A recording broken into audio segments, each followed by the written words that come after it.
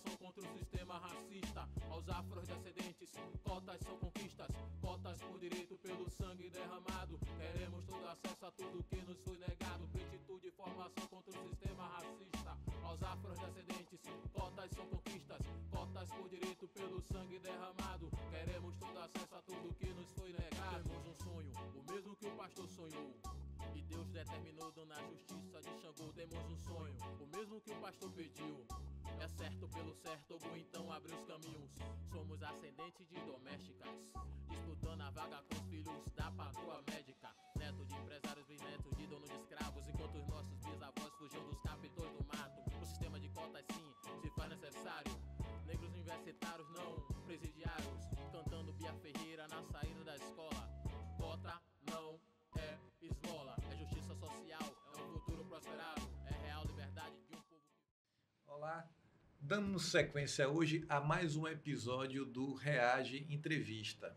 Mas hoje vamos fazer um pouquinho diferente. Hoje será uma roda de conversa sobre um tema que está fervilhando e que é interessante para a população negra, que é o sistema de cotas no serviço público. Então, é mais um projeto do Reage. O Reage é um instituto, é um grupo de pessoas, um coletivo de pessoas negras que tem por objetivo fomentar e discutir a renda preta para a população negra.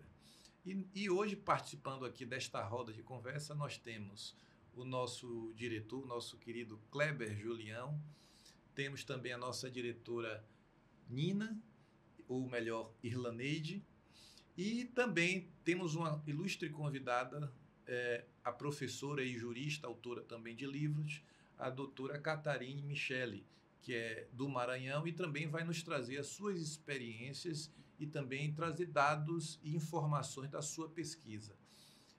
Então, assim, a gente vai iniciar esse projeto acreditando nessa roda de conversa, acreditando que através das discussões é que podemos também fazer proposições de novas perspectivas da luta racial.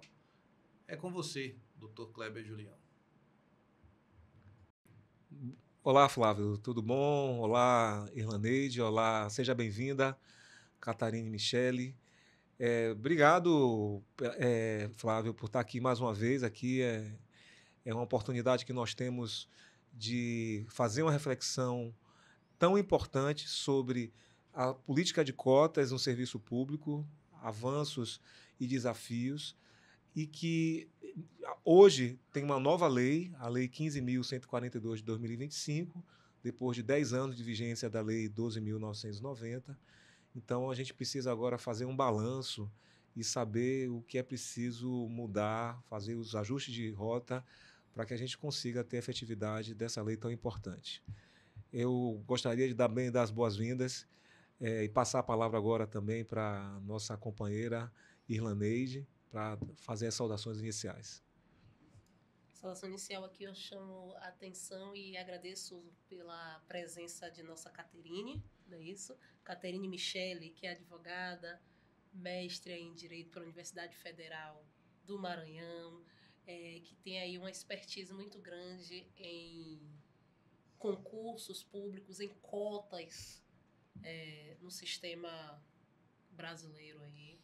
E esse é um convite especial para a gente discutir um tema que é atual, de uma cota que tem, dessa lei que tem pouco mais de 3 meses de vigência e que nos traz grandes desafios, grandes dúvidas e nos chama a atenção para que a gente tenha sempre questões, né? Então, Flávio, me diga o que você tem a falar. Então, eu vou lançar logo minha primeira pergunta aqui à nossa pesquisadora, né, professora e nossa jurista Catarine.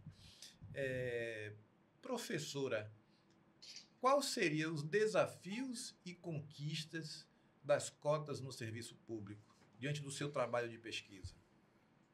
Bom, eu vou começar com os avanços, tá bem?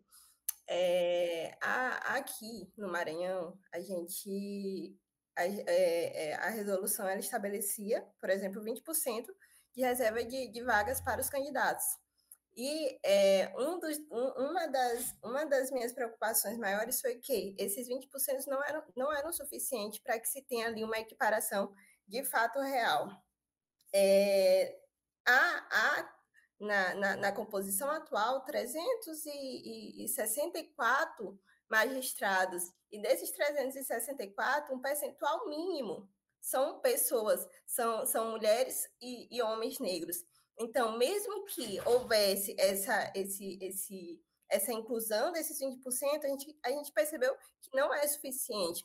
Tanto é que na finalização da minha análise do concurso, eu percebi que o aumento seria necessário, o aumento pelo menos para 30%, e aí eu olhei alguns editais aí da Bahia, da Bahia que estabelece aí 30% de vagas para a magistratura, né, e para o Ministério Público. Então, nesse sentido, e eu até citei no meu livro, há um avanço muito importante aí comparado com o Maranhão. Então, nesse aspecto, o Maranhão ainda está em um retrocesso muito devagar e lento. E foi uma das minhas proposições no meu trabalho, foi o aumento do quantitativo de reserva de vagas para pessoas negras. Mas, em relação à antiga lei de cotas, e aqui focando apenas no âmbito público, de 2014, e comparando aí logo com a de 2025, que tem aí 3 meses, né, como foi bem lembrado pelos professores, que essa ampliação, de fato, ela é importante, que é uma das lutas que nós temos, que os movimentos negros têm, sabendo aí que 20% não é suficiente. E a inclusão explícita também de outros 2 grupos vulneráveis, que são os indígenas e os quilombolas, né? É um ponto também, um fator importante aí nessa lei de 2025. E deixar claro a concorrência concomitante. Uma questão que se deve levar em consideração, a concomitância, né? Você concorre ali pelo sistema de cotas e, ao mesmo tempo, para a reserva de vagas reservada aos candidatos negros. E a obrigatoriedade da confirmação de autodeclaração, né? Que a gente sabe que há diversas situações de fraudes no sistema de cotas raciais. E os principais desafios, a criação, por exemplo, de regulamentos e instruções que visam aí tentar impactar negativamente a efetividade dessas políticas de cotas raciais. A heteroidentificação, será se essa composição dessa mesa está sendo, de fato, composta por pessoas capacitadas?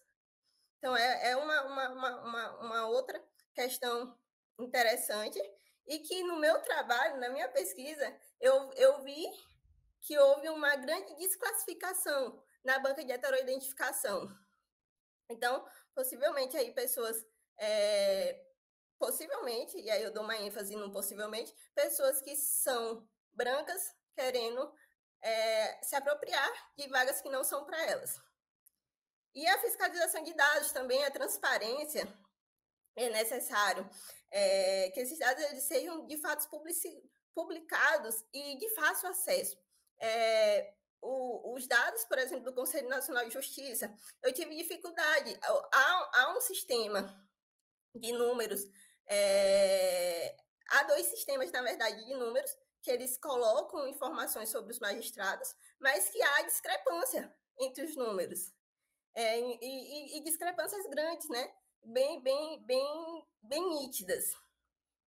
E, por último, a sustentabilidade da política. A gente sabe que política é poder. Então, enquanto houver apoio da política, há a necessidade desse apoio da política para resistir esses retrocessos e a continuidade também a continuidade também desses movimentos sociais e movimentos negros.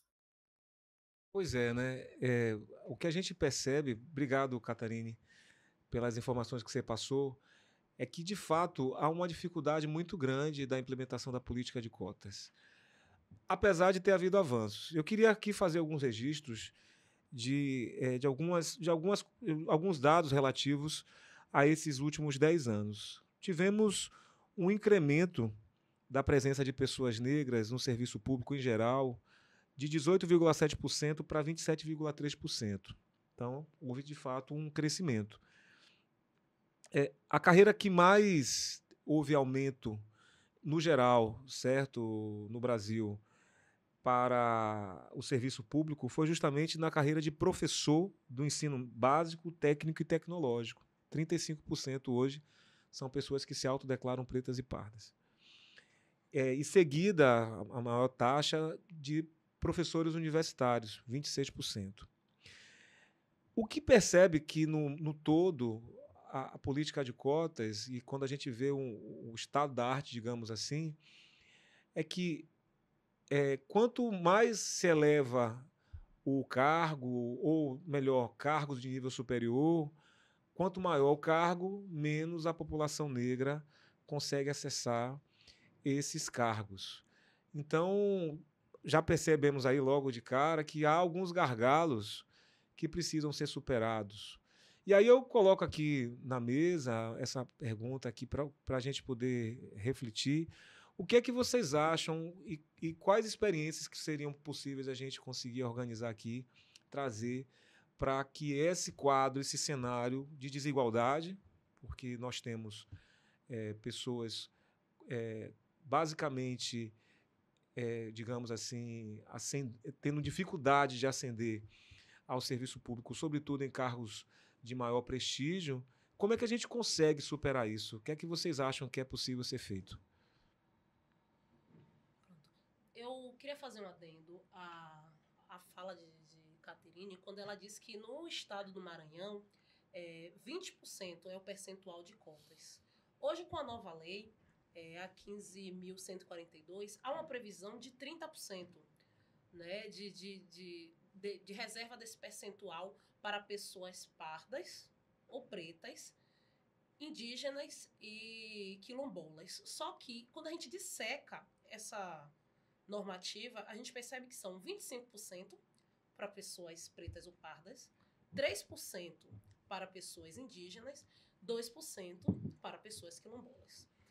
E um grande desafio, eu falo assim, para eu que estou diretamente, porque eu presto muitos, eu rodo o Brasil prestando concurso público, então eu já faço essa verificação porque eu presto estados, a cada estado tem a sua normativa específica, o edital traz um percentual que muitas vezes não dialoga com o percentual da União. E o grande desafio do movimento negro e também da discussão atual é que haja o respeito à simetria dentro dessas instituições, desses entes, para ser mais preciso. O que eu quero dizer é que os 30% da nova lei que começou a viger em junho de 2025, esse percentual ele não é vinculativo para os outros entes federados. Então, municípios e estados, eles não têm a obrigação legal de, quando redigirem os seus editais, fazer essa previsão expressa de reserva de cotas sequer. Não tem.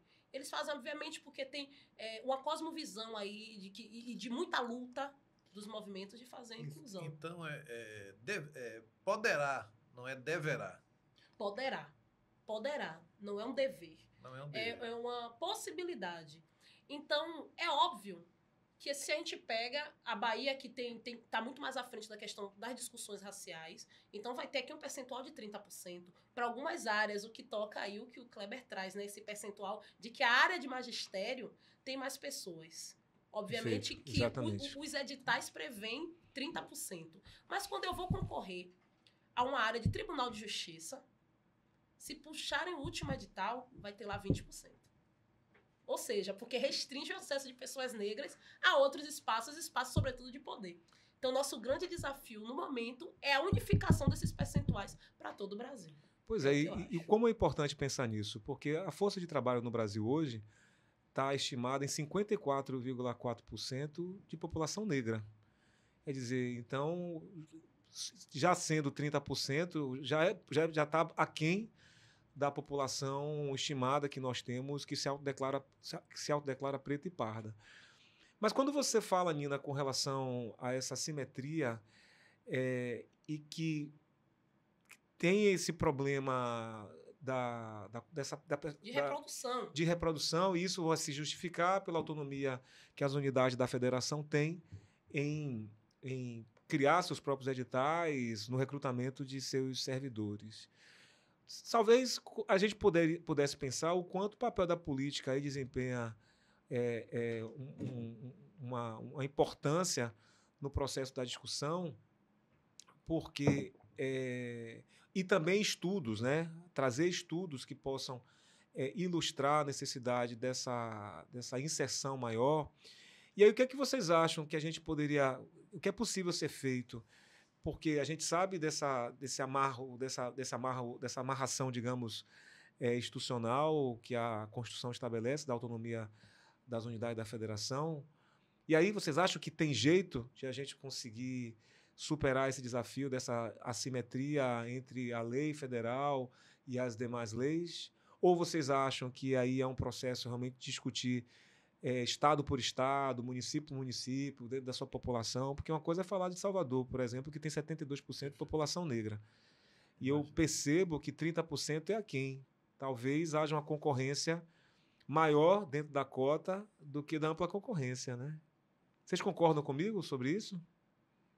Sim, sim. Eu acho que é por aí. Eu estava pensando, vendo, por exemplo, o estado de Santa Catarina e a Bahia. Se você colocar 30%, não. Está acima, né? Não Que lá é reflete 22%. a realidade, né? Pois é. Então, parece que quando você tem uma cota de 30% em uma cidade como Salvador, essa cota, em vez de facilitar, ela vai ser um dificultador.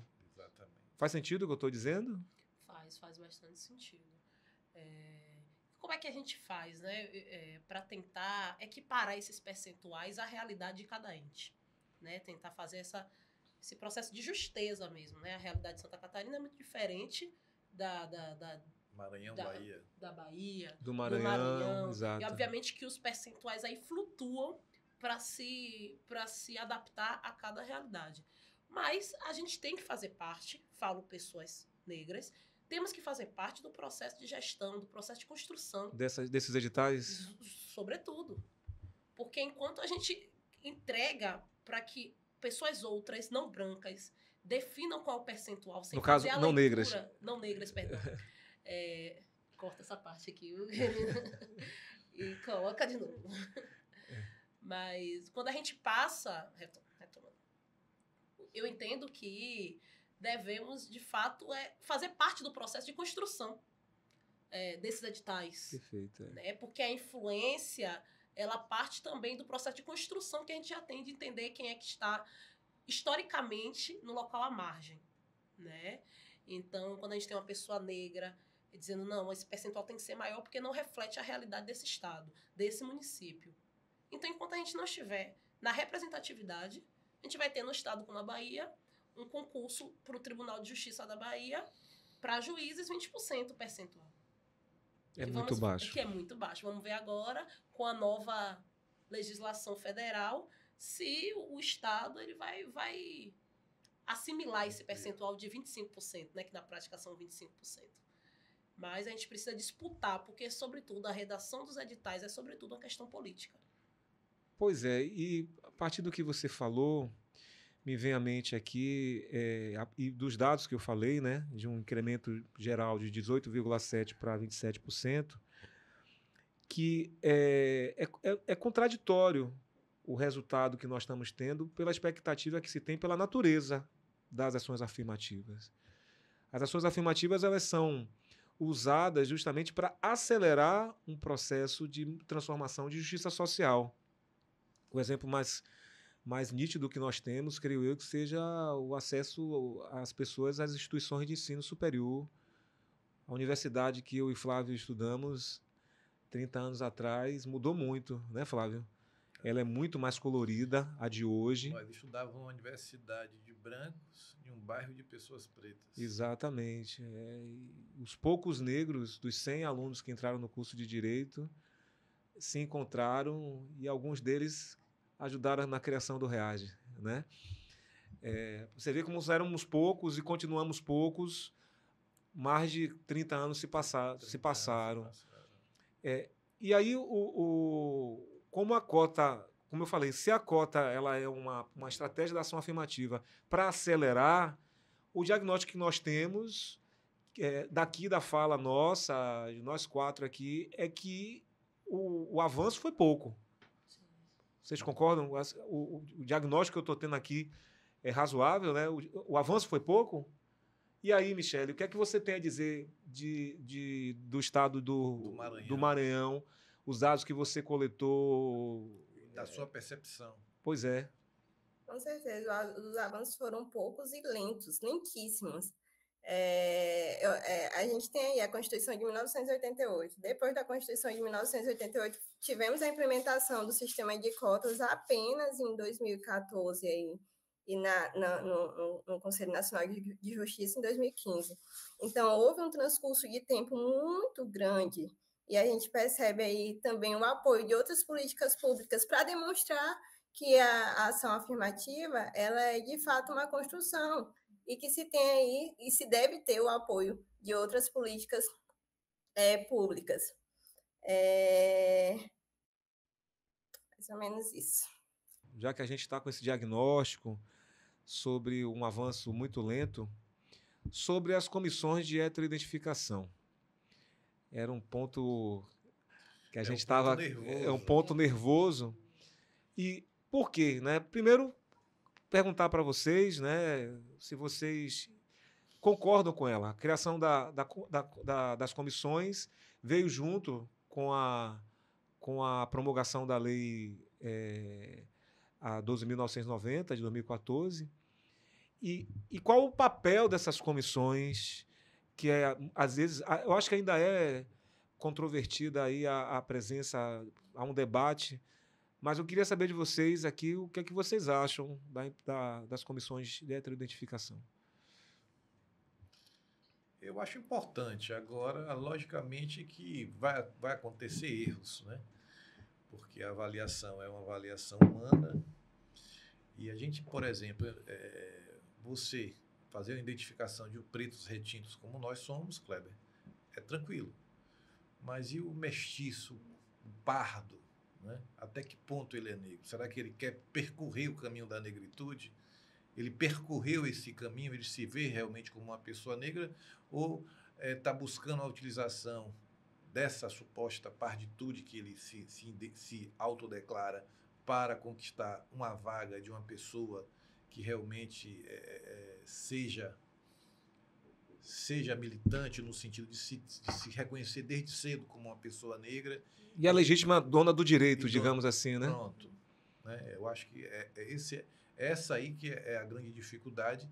E a gente vê também a busca no sentido de desqualificar essas bancas a fim de dizer que, olha, essa política é inócua, porque de vez em quando a gente vê essas notícias nos jornais e isso traz consequências, logicamente, para a implantação e implementação dessas políticas.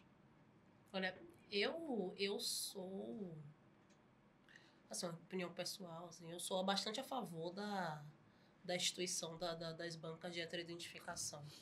Inclusive, houve uma previsão um pouco mais detalhada na nova lei, né? Na Lei 15.142, porque eles dizem, na redação, informa que tem que ser 5 membros efetivos, com diversidade, sempre que possível, de cor, gênero e uma questão regional também, para poder garantir ali a perspectiva de quem está ali avaliando a declaração, a autodeclaração do candidato.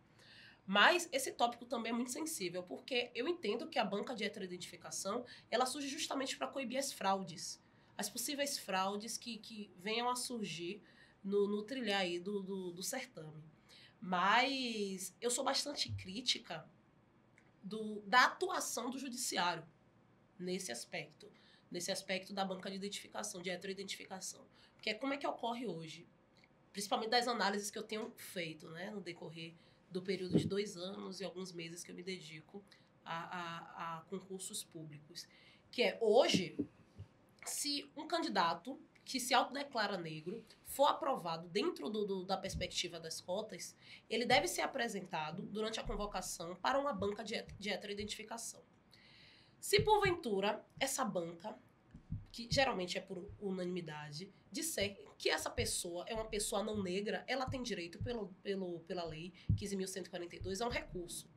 Dentro desse, que é um recurso administrativo. Se dentro desse recurso se mantiver a decisão dessa pessoa enquanto não negra, ela não retorna, como ocorre na legislação, para, se houver nota, né, para a lista de pessoas brancas, né? Ampla concorrência. Para ampla concorrência. Ela não retorna, porque ela tem um viés da legislação, ela tem um viés do judiciário. O que é que ocorre? Essa pessoa que é negada pela banca de heteroidentificação, ela pode impetrar um mandado de segurança na justiça. E essa decisão judicial, que geralmente é feita por um juiz branco, privilegiado, e que está muito a par das discussões raciais, ele pode dizer que essa pessoa sim tem direito às cotas. Ou seja, a decisão dada, porque na nova legislação se diz que é necessário, não é uma condição, mas é importante que as pessoas que sejam membros das bancas tenham um conhecimento sobre relações raciais no Brasil. É um pré-requisito. Então, uma pessoa do judiciário que geralmente não tem nenhum tipo de informação ou construção mesmo de leitura, de debruçar-se sobre o tema, vai e invalida a decisão de uma banca. Só tem o senso comum. Tá? Só tem um senso comum. E, geralmente, esse senso comum é aparado pelo quê? Pelas justificativas de... Pelo menos eu tive a curiosidade de olhar, né? Algumas decisões. Que são relações de ascendência. Ou seja, o meu avô é negro. Então, eu tenho aqui direito às cotas. Embora eu não tenha um fenótipo de uma pessoa negra. São laudos dermatológicos. Que coisa, né? Que afirmam que essa pessoa é negra, laudos genéticos, ou seja, os juízes geralmente utilizam-se desse meio de prova para poder garantir o acesso de pessoas não negras ao sistema de cotas. Eu não sei qual é a sua visão, Caterine, sobre isso, mas eu fico bastante indignada quando eu vejo decisões e mandado de segurança nesse sentido, que visa, sobretudo, burlar, né, o sistema de cotas. Irlaneide, a gente percebe que ainda tem um senso comum muito grande. E não só no judiciário. Às vezes as pessoas que se autodeclaram pessoas negras falam, minha avó, minha mãe é negra, então eu também tenho sangue negro. Então elas vão por essa lógica. Eu já tive a oportunidade de conversar com pessoas brancas. Sabe, quando você olha uma pessoa e identifica prontamente que ela é branca? Então, que se autodeclara como negra. Embora eu não concorde, obviamente, que eu acho que as cotas as cotas, elas são destinadas a pessoas que são verdadeiramente negras, e por isso aí a necessidade das bancas de heteroidentificação, com pessoas realmente capacitadas, que é um fator importante, Irlaneide, ter essas pessoas capacitadas que identifiquem de fato se a pessoa é ou não, se a autodeclaração é ou não válida. E na questão judiciária, eles poderiam ampliar isso e contratar pessoas, enfim, para fazer essa análise mais profunda, né? Sabendo que não tem tanta expertise sobre o assunto. Você traz um ponto importante mesmo. Algo que é sempre válido dizer é que a palavra pardo ela é usada há muito tempo, alguns séculos, posso dizer para vocês, porque ela vem de Portugal, que já usava a palavra pardo para identificar pessoas mestiças de europeus com africanos. A gente tem que lembrar que Portugal, durante muito tempo, foi ocupada pelos mouros, por povos africanos do norte da África. Houve certamente miscigenação, e esse termo é trazido para cá, para o Brasil, e um dos usos foi, por exemplo, para a roda dos expostos. Então, a Igreja Católica recebia crianças enjeitadas pelas mães e a igreja fazia um censo da cor dessas crianças e usava o termo pardo desde então, no século XVII, para identificar racialmente essas crianças. Esse termo no Brasil ele ganha uma modulação ao longo da história da construção do nosso país, até porque é sempre importante registrar que há uma negação da existência da cidadania da população negra no Brasil. Quer dizer, durante muito tempo, no período imperial, por exemplo, porque o primeiro censo foi na década de 40 do século XIX, quando vigia o Império. Então, a população negra, majoritariamente, estava na condição de escravizada, quer dizer, e para essa população não era dado o direito de cidadania. Quando a gente fala da questão racial para uma perspectiva da diferença, né? A diferença porque havia cidadãos e havia não cidadãos, e havia pessoas que eram consideradas coisas semoventes, né? Então, nossos ancestrais eram considerados semoventes, como um cavalo, como um cachorro, como um boi. E, ao longo desse tempo todo, o termo vai mudando. Alguns censos, o termo pardo não foi usado. Os únicos que foram usados em todos os censos no Brasil são preto e branco, certo? Então, essa dicotomia mais objetiva de preto e branco. E aí o pardo passou a ser aquele que não se encaixava nem como preto, ele não se via, né, nem como preto, nem como branco. E aí vocês vão perguntar, e a variável indígena? Ela só foi colocada recentemente. Quer dizer, então, as pessoas mestiças, indígenas, né, porque o indígena era só entendido aquela pessoa que vivesse numa aldeia. Então, as pessoas que vivessem em espaços urbanos, por exemplo, eram negadas dessas pessoas o direito de se declarar oficialmente como pessoas indígenas para os órgãos de recenseamento, né, de censeamento no Brasil. Então, o pardo virou, eu chamo, o grande guarda-chuva, porque se você não se via como preto, você não se via como branco, você colocava que era pardo. E parece que esse fenômeno social está muito presente nessa condição da pessoa se declarar de uma forma ou de outra. Eu acho e vejo que é natural que a pessoa tenha o direito de se autodeclarar o que ela imagina. Eticamente, inclusive, eu sempre tenho registrado que é o certo. Mas a gente sabe que, do ponto de vista da heteroidentificação, as comissões elas precisam criar alguns critérios para dizer quem é e quem não é dono do direito ou dona do direito, né? Porque a gente sabe quem são as pessoas negras que são vítimas de racismo, de perseguição policial, né, de impedidas de um melhor emprego, desestimuladas a estarem em um espaço escolar. Enfim, a gente sabe quem são as potenciais vítimas de racismo e discriminação. Quer dizer, e esse olhar, a partir desse fundamento, eu acho que é que vai permitir aí o desenvolvimento da justiça, porque ela sempre está em movimento, né? E por isso mesmo que essa política de cotas ela é tão complexa, digamos assim, né? E aí eu vou colocar um ponto que essa complexidade também tem, porque hoje a grande barreira que a gente tem encontrado, e não à toa o REAGE, ele é criado, ele é idealizado a partir dessa premissa, né, que o nosso grande desafio hoje é o desafio da economia. E quando a gente fala de concurso público, a gente fala de emprego, de estabilidade, de recursos, de um projeto de vida.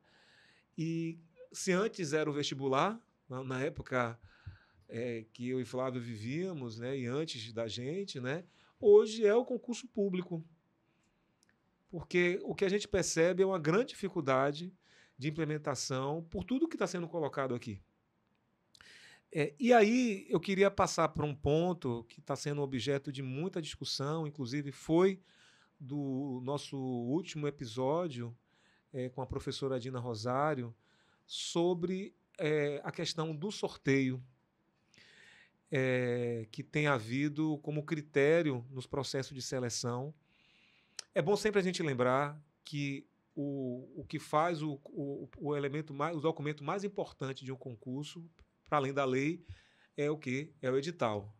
Né? E esse edital que Nina registra da importância que haja a participação nossa, e nossa mesmo aqui, viu, gente? Aqui do Reage também, certo? Que aqui é um grupo de gente qualificada, sem precisar usar da modéstia, né? E esse edital, enquanto lei do concurso, muitas vezes traz alguns critérios meio questionáveis, não é isso, Nina? Isso, Kleber. As cotas é uma conquista nossa e é muito cara. Né? As cotas são muito caras para nós, pessoas negras dentro do Brasil. E com a nova lei, tem uma instrução normativa que é bastante polêmica, né? Que as pessoas ainda estão se debruçando, estudando, mas que já há críticas, né? Basicamente, acredito que no artigo 46 da instrução normativa sobre as cotas, eles falam sobre a possibilidade de fragmentação desse direito. O que quer dizer? Pela nova lei de cotas, surge-se o direito a pleitear essa inclusão a partir da terceira vaga. Então, se o concurso lança uma ou duas vagas, não há necessidade de inclusão. Isso pela lei. Né? Eu discordo totalmente com a minha narrativa política. Mas, pela lei, se você tiver uma ou duas vagas, não há necessidade. Essa necessidade legal surge a partir da terceira vaga. Diante dessa perspectiva, o que tem sido feito vou dar um exemplo aqui de concursos para magistério superior, professores universitários. Hoje, por exemplo, se a gente tem uma universidade que precisa de 10 professores, haveria ali um percentual de 30%, 25% é pela lei, né? 25% para pessoas negras, 3% para pessoas indígenas e 2% para quilombolas. Vamos dizer, teríamos ali 25% dessas vagas, dessas 10 vagas dessa universidade, seria dedicado para pessoas negras, pretas e pardas. O que é que alguns certames, alguns editais fazem? Que a gente não entende, a gente não sabe se é intencional ou não, vou dar aqui o benefício da dúvida, né? Mas eles fragmentam as matérias. Dentro de um colegiado, por exemplo, do direito, o que é que eles vão fazer? Eles vão fazer matéria direito civil, direito penal, direito empresarial. Uma vaga. Uma vaga, porque uma vaga não precisa se locupletar a lei, porque só precisa ter cotas a partir da terceira. Então, se eu coloco uma ou duas, não preciso chamar pessoas negras. Aí, para poder, como houve críticas, né? Para poder maquiar essa questão, aí a gente coloca 5 matérias: direito civil, empresarial, penal, história e administrativos. A gente vai escolher quais dessas 5 matérias deve haver cotas. Vamos supor que escolheu o direito civil. Dentro do direito civil, haverá uma pessoa negra, porque tem cotas. Mas quem passou em direito empresarial, por mais que tenha passado pelas cotas, não é chamado, porque o sorteio foi somente para direito civil. Ou seja, você vai ter que esperar um novo certame desses procedimentos que geralmente duram 2 anos, prorrogável por igual período, para tentar, daqui a 4 anos, ser sorteado, se for nesse mesmo parâmetro de uma vaga por matéria. Em outro concurso. Em outro concurso. Uau. Ou seja, isso é muito caro para a gente. Muito. Entende? Então, é um desafio imenso, né? Pensar, e é urgente que a gente pense na reestruturação desse artigo. Porque, de fato, sortear um direito viola pressupostos básicos de sobrevivência e de manutenção dessas pessoas negras que passam por um processo histórico de apagamento. Pois é, porque a gente já vê nos dados que nós estamos majoritariamente em cargos de ensino médio, que somos muito poucos nos cargos de alto escalão, e aí vou mencionar os cargos jurídicos, por exemplo, onde nós temos 16% de juízes autodeclarados negros na Justiça do Trabalho, apenas 2,6% na Justiça Federal.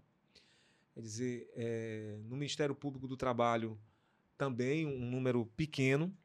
Então, imaginar que uma pessoa empenha todo um esforço, toda uma energia, dedicação, porque um concurso desse é muito difícil de passar.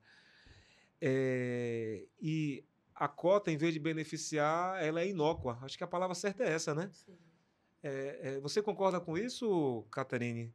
Ela é inócua diante do critério ilustrado aqui por Nina? Com certeza. Nina deu uma aula aí sobre essa instrução, né, normativa. Na verdade, essa instrução ela acaba minando a própria efetividade, né, da política de cotas raciais. É como se houvesse ali a política de cotas raciais, tem ali estabelecido os 25%, mas pode ser que não seja efetivada. Então, há de fato um retrocesso com esse artigo. Eu acho que é uma coisa que deve ser pensado e reestruturado ou até tirado esse artigo, enfim, porque não condiz com a política de cotas raciais, de fato. Se a gente quer ali a equiparação racial, se a gente quer acabar com a subrepresentação, que sabemos que é uma realidade nas instituições, então essa instrução normativa ela vem como se fosse um obstáculo a essa equiparação de fato. Catarine, no seu livro que está para ser lançado, Racismo Estrutural e o Poder Judiciário Maranhense, Políticas de Cotas Raciais para a Carreira de Magistratura do Maranhão e o Princípio Constitucional da Igualdade, você traz informações muito interessantes relativas à assunção, né, à convocação, melhor dizendo, dos candidatos, das candidatas aprovadas. O que é que você pode falar para a gente, assim, não precisa dar o livro todo, né, mas um spoiler para a gente. Bom, foram convocados e empossados, no total, 54 candidatos, 54 novos juízes e juízas. Desses 54, o percentual mínimo que deveria ser 20%, de sistema de cotas raciais é 20%. E aí eu consegui detectar que 12 candidatos passaram e são negros. Concorriam também pelo sistema de cotas raciais, mas dentre esses 12, uma candidata passou pela ampla concorrência e um candidato negro passou pelo sistema de reserva de vagas para pessoas com deficiência. Então, considerando esse total e os 20%, deveriam ser convocados aí no mínimo 12 candidatos, 2 candidatos a mais negros que não ocorreu. Embora tenha aí uma vaga destinada a uma candidata subjúdice, que foi que entrou aí judicializou em razão da heteroidentificação. Além disso, só um minuto só. Além disso, eu quis analisar fazer uma análise além do sistema de cotas raciais, né? Porque esses dados iniciais era só a partir das convocações de cada etapa do concurso.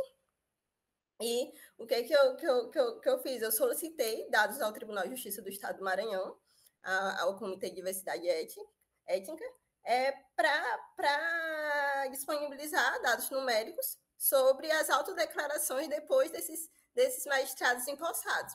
Então, eu pude perceber que de 12 candidatos negros que concorriam ali pelo sistema de cotas, o número aumentou aí para 19. Possivelmente, pessoas que se consideram pardas e que não poderiam não passar na banca de heteroidentificação. Pois é, você traz um dado importantíssimo para a nossa discussão aqui, que tem a ver justamente com a variável cor, raça, pardo. Eu queria fazer alguns registros sobre isso, né? Em primeiro lugar, é importante que a gente lembre que a inclusão da variável cor parda como negra é uma conquista política que está ali materializada no Estatuto da Igualdade Racial. Um documento muito importante para a democracia brasileira, enquanto um instrumento formal que reconhece a desigualdade histórica entre nós, negros e negras, e a população branca desse país. Mas, ao mesmo tempo, isso criou também algumas dificuldades ou alguns obstáculos, digamos assim, porque justamente a variável cor-raça parda, ela tem essa amplitude do ponto de vista da identificação racial. Então, pessoas que podem ser claras, mas não se acham brancas e se colocam como pardas, pessoas escuras, mas não tão escuras para se considerarem enquanto pretas. Então, fica essa área meio nebulosa que é suplantada, eu acredito, pelas comissões de heteroidentificação, na medida em que sejam comissões formadas por pessoas qualificadas. Porque não adianta serem pessoas que vão usar o senso comum, basicamente, para identificar e julgar, digamos assim, se essas pessoas são têm um direito a pleitear a vaga enquanto cotista ou não. Pois é, Kleber. Essa roda de conversa ela foi bastante interessante, mas eu tenho que dizer que nós chegamos ao fim de mais um Reage. Dessa vez não foi um Reage entrevista, mas foi uma conversa assim bem interessante sobre um tema, né, que é um tema reflexivo para a gente de um coletivo negro, mas é importante também que haja essa discussão para o aperfeiçoamento desse sistema de cotas. Então, assim, gostaria de agradecer a sua presença, de doutora Irlaneide e de nossa também professora e jurista Catarine, uma jovem advogada que desde cedo já demonstra interesse sobre o estudo das questões raciais e que também nos dá a esperança de saber que os jovens também estão imbuídos nessa luta. Deixo com vocês aqui a palavra, se alguém quiser concluir, mas dizendo aí, você que está em casa nos assistindo, que dê lá o seu like, se inscreva no canal, porque é importante que a gente possa aqui compartilhar o nosso projeto. É isso aí, eu também já vou me despedindo, tá? Agradeço muito a presença de todas e todos aqui presentes, né, nesse momento aqui. E passo a palavra para a nossa querida Nina, também mandando um abraço para você também, Catarine, aí em São Luís do Maranhão, que a gente possa se encontrar em breve, certo? E teremos, é bom registrar, um evento em novembro, aqui em Salvador, e mais informações a gente passa em breve sobre esse evento presencial que o Reage está organizando. Obrigado, um grande abraço e até breve. Maravilha, eu gosto desses diálogos porque eles fazem efervescer, né? A gente sai daqui renovado, atento aos detalhes, entendendo que essas políticas de cotas são nossas, então elas têm que ser feitas para que caibam dentro das nossas expectativas, dentro desse principal conceito de reparação, que é uma reparação histórica a esse povo preto que sempre esteve margeado. Então, maravilha poder estar essa tarde com vocês. De fato, saio daqui mais atenta e com muita vontade mesmo de ver as coisas acontecerem. E muito obrigada, gente. Passo a palavra aqui para a nossa querida Caterine, para que faça suas considerações finais. Muito obrigada. Eu ficaria aqui a tarde toda conversando com vocês. Confesso, é sempre um aprendizado muito importante. Eu costumo dizer que essa interseção, essa comunicação com pessoas de outros estados e trazendo dados diferentes, né, é muito interessante e com certeza é importante não só para nós, para a nossa construção enquanto acadêmico, enquanto jurista, enquanto ativista, enfim, para a sociedade em si, né? Então, eu tenho certeza que essa roda de conversa ela vai fazer a diferença aí para a sociedade. A gente tenta de fato, né, buscar soluções e discutir esses assuntos, embora ainda seja uma questão ainda que se deva pesquisar mais, se deva investir mais no âmbito, né? E aí eu peço licença para me ler uma frase aqui da Vaz, que fala sobre política de cotas, né? Que não é apenas sobre a igualdade, é sobretudo sobre a nossa liberdade. A liberdade de sermos quem quisermos ser. É sobre a liberdade usurpada, prometida e nunca cumprida. Então, que lutemos ainda para o aprimoramento do sistema de cotas raciais, que a gente sabe que é de fato necessário. Aplausos. Obrigado, Catarine. Tá, então, um abraço a todos, a todas e todos. Chega ao fim. Até o próximo. Até o próximo.